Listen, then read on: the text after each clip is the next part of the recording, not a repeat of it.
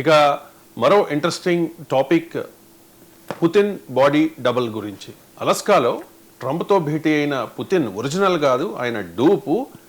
చైనాలో మోదీతో భేటీ అయిన పుతిన్ మాత్రం ఒరిజినల్ అనేది ఇంటర్నేషనల్ మీడియా కూడా పెద్ద ఎత్తున కథనాలు వస్తూ ఉన్నాయి. అంటే వాళ్ళిద్దరు అలస్కాలో పుతిన్కి, చైనాలో పుతిన్కి బాడీ లాంగ్వేజ్లో చాలా డిఫరెన్స్ ఉంది అని చెప్పి. నిజంగా అలా జరుగుతుందా? Putin body డబులా? ఎస్ అండి. ఇప్పుడు పుతిన్ ఒక కాన్స్పిరసీ థియరీస్ ఉంటాయన్నమాట. ఒకప్పుడు స్టాలిన్, అదేవిధంగా జీ జిన్పింగ్, పెద్ద పెద్ద నియంతలు అంటే డిక్టేటర్లు ఉంటారనమాట. సద్దాం హుసేను, వీళ్ళందరికీ ఏంటంటే డూపులు ఉంటారు. మనం సినిమాల్లో కూడా చూస్తూ ఉంటాం అనమాట. డూప్ అంటే ఏంటంటే ఆ దేశ అధ్యక్షుడు చాలా కీలకం. ప్రజాస్వామ్య దేశాలైన ఇండియా, అమెరికాల్లో ఎవరైనా ప్రధాని కానీ అధ్యక్షులు కానీ సరిపోయినా, లేకపోతే వాళ్ళ ప్లేస్లో ఇంకొక వచ్చినా పెద్దగా రాజకీయంగా ఏం విప్లవాలు ఉండవు. కానీ ఇటు జపాను, ఇటు చూడండి, ఇప్పుడు రష్యాలో పుతిన్ ఏదైనా అయ్యింది అనుకోండి, మళ్ళీ అక్కడ ఒక విప్లవం రావాలి. చైనాలో జీ జిన్పింగ్ ఏదైనా అయింది అనుకోండి, ఒక విప్లవం రావాలి. డిక్టేటర్ల దేశాలు అలాగే ఉంటాయి. ఒకప్పుడు స్టాలిన్, వాళ్ళు సర్వాధికారులు అనమాట, వాళ్ళ మీదే మొత్తం దేశం ఆధారపడిపోద్ది. ఇలాంటి సమయంలో ఆ దేశ అధ్యక్షుడి ప్రాణం అనేది చాలా ఇంపార్టెంట్ అనమాట. అందుకని వాళ్ళు ఏం చేస్తారు, కోల్వారి ఎరా ఈ టైంలో డూపులు తయారు చేసుకున్నారు. ఇప్పుడు పుతిన్కి ఏంటంటే కొన్ని రిపోర్ట్స్ ఉంటాయండి, సుమారు 7-8 మంది పుతిన్ డబుల్ బాడీస్ ఉంటారంట, డూపులు. వీళ్ళు ఏంటంటే పుతిన్ అన్ని చోట్లకి వెళ్ళడు. అందువల్ల ఏంటంటే పుతిన్ మారిపోలు. ఇప్పుడు ఇరాన్, ఇప్పుడు యుక్రెయిన్తో జరిగే యుద్ధం, అక్కడ మారిపోలని ఒక యుద్ధ రంగానికి వెళ్ళినప్పుడు ఒరిజినల్ పుతిన్ వెళ్ళలేదు.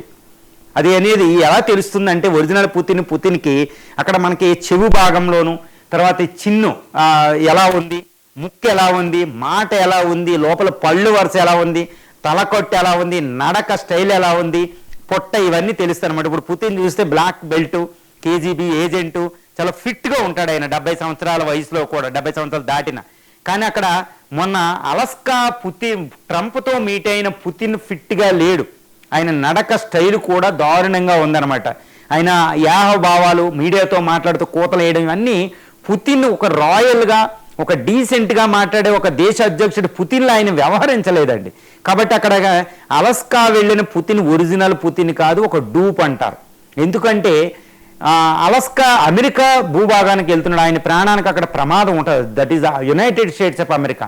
ఎందుకంటే పుతిన్ పైనే B-2 బాంబర్ కూడా వెళ్ళింది. సో అది చాలా ప్రమాదం. అక్కడికి డూప్, అలాంటి ప్లేస్లోకి ఎప్పుడు కూడా రష్యా అధ్యక్షుడు ఛాన్స్ తీసుకోడు. ఎందుకంటే 25 సంవత్సరాలుగా ఆయన ఒక రష్యాకి డిక్టేటర్, ఆయన రష్యా అధ్యక్షుడు, ఆయన ఛాన్స్ తీసుకోడు. అక్కడ డూపులే వెళతాయి అలాంటి చోతకి, అది అనుకోవచ్చు. కాబట్టి డూప్ వెళ్ళిందా అంటే వెళ్ళిందని చెప్పవచ్చు. కానీ ఇటు చైనా టియాన్జిన్ SCO సమ్మిట్కి వచ్చిన పుతిన్ ఎవరంటే ఒరిజినల్ అని చెప్పుకోవచ్చు. ఎందుకంటే చైనాలో ఈయనకు ప్రాబ్లం ఉండదు, చైనా ఈ రష్యా మీద ఆధారపడి ఉంది కాబట్టి. తర్వాత ఇప్పుడు చైనాలో వచ్చిన పుతిన్ చాలా ఎక్కువ డిస్కషన్ చేస్తున్నాడు. అక్కడ ట్రంప్తో మాట్లాడే చాలా తక్కువే. ఇక్కడ ఎంతోమంది అధ్యక్షులు ఇప్పుడు విక్టరీ డే పీరియడ్లో పాల్గొనాలి, చాలా చేయాలి, మోడీతో మీట్ అవ్వాలి, ఇక్కడ చాలా డిస్కషన్ ఉంటుంది. ఇక్కడ ఎటువంటి ప్రాబ్లం ఉండదు. కాబట్టి ఆయన కారు వచ్చింది, ఆయన ఫ్లైట్ వచ్చింది, అన్నీ ఇక్కడికి వచ్చింది. ఎక్కువ రోజులు గడుపుతున్నాడు, సుమారు 4-5 రోజులు గడుపుతున్నాడు ఇక్కడ మాత్రం ఒరిజినల్ పుతిన్, ఆయన యాక్టివ్నెస్ అన్నీ మనకి ఇక్కడ కనిపిస్తూ ఉంటుందండి. తర్వాత మోడీతో మాట్లాడినప్పుడు పుతిన్కి, అదేవిధంగా అక్కడ ట్రంప్తో మాట్లాడిన పుతిన్ యొక్క మొత్తం బాడీ స్ట్రక్చర్ చూస్తే చాలా చాలా డిఫరెన్స్ మనకి సుస్పష్టంగా మామూలు వాళ్ళు కూడా చూడొచ్చు అనమాట. ఆ ఫిట్నెస్ ఉన్న ట్రంప్, ఆ రాయాలిటీ, ఆ నడక స్టైలు, ఆ డీసెన్సీ, ఆ డిప్లొమాటిక్ సెన్సు, ఇవన్నీ మనం చూడొచ్చు. కానీ ట్రంప్తో మీట్ అయిన పుతిన్లో అవి లేవు. మనం అది గమనించవచ్చు, భాష, యాక్టివిటీస్ ఇవన్నీ చూస్తే. కాబట్టి ట్రంప్ అలస్కా వెళ్ళిన పుతిన్ డూప్ అనేది 99% కన్ఫర్మ్ చేయొచ్చు అండి. అదేవిధంగా ఇక్కడ టియాన్జిన్ చైనా వచ్చిన పుతిన్ మాత్రం ఒరిజినల్ పుతిన్ అని చెప్పొచ్చు. ఇక్కడ ఎటువంటి ప్రాబ్లం ఆయనకి లేదు కాబట్టి, ఎందుకంటే ICC క్రిమినల్ వారెంట్ ఒకటి ఉంది, దాని నుంచి చైనాలో ప్రాబ్లం ఉండదు. ఆయన కారు ఉంది, చైనా ఇప్పుడు ఆధారపడి ఉంది. ఉత్తర కొరియా అధ్యక్షుని మీట్ అవుతున్నాడు, వండర్ఫుల్ సెక్యూరిటీ రష్యాలో ఉన్నట్టే. సో ఇది తర్వాత పుతిన్, మోడీ, రిక్కు, SCO సమ్మిట్ చాలా ఇంపార్టెంట్ అనమాట రష్యాకి. తర్వాత రష్యా అక్కడ యుద్ధాన్ని కొనసాగించాలంటే ఇక్కడ మోడీ, జీ జిన్పింగ్ సహకారం కావాలి. ఇంతటి ప్రాధాన్యత ఉన్న దేశానికి వచ్చినప్పుడు అని ఒరిజినల్ పుతినే వస్తారు. ఇక్కడ ప్రాణ ప్రమాదం లేదు కాబట్టి.